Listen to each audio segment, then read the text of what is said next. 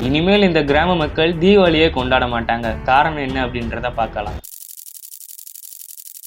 இமாச்சல பிரதேசத்துல ஜம்மு அப்படின்ற கிராம மக்கள் தீபாவளியை கொண்டாடாத கிராமம் அப்படின்னு சொல்லப்படுது. அதாவது என்ன அப்படின்னா, கணவனை இழந்த ஒரு பெண் கணவனுடைய உடலுக்கு மேலேயே தீக்குளிச்சு தற்கொலை செஞ்சிருக்கிறாங்க. அவங்க விட்ட சாபனாலதான் இன்ன வரை தீபாவளியை கொண்டாடப்படலை அப்படின்ற மாதிரி சொல்லப்படுது. அந்த சாபத்தாலதான் தீபாவளி அவர்களுடைய கிராமத்திலே மறைஞ்சதாகவும், அந்த பெண்ணுடைய கதை இன்னைக்குமே அந்த கிராமத்துல பயமும் மரியாதையும் கலந்த விதத்துல சொல்லப்படுதான். அப்படி என்னதான் சாப விட்டாங்க அப்படின்னா, பல நூற்றாண்டுகளுக்கு முன்பு கர்ப்பிணி பெண் ஒருவருடைய கணவன் போர் வீரர்கிட்ட சொல்லியிருக்கிறாரு, தீபாவளிக்காக அவர் வீடு திரும்புவார் அப்படின்னு ஆவலோட காத்திருந்திருக்கிறாங்க. ஆனா அவர் உயிரிழந்த செய்தியோட உடல் வீடு திரும்பி இருக்கு. துயரத்தை தாங்க முடியாம அந்த பெண் தனது கணவனுடைய உடல் மேலேயே தற்கொலை செஞ்சு விழுந்துடுறாங்க. இனி இந்த கிராமத்துல தீபாவளியை கொண்டாடக்கூடாது அப்படின்னு சாபம் விட்டதாகவும் சொல்லப்படுது. அதுக்கப்புறம் தான் ஜம்மு கிராமத்துல தீபாவளி கொண்டாட்டம் நடந்ததே அப்படின்னாலும், கொண்டாட்டம் நடந்தா மரணங்களும் பேரழிவுகளும் நடக்க போறதாகவும் சொல்லப்படுது. இது பத்தின உங்களுடைய கருத்துக்களை மறக்காம தெரியுங்க.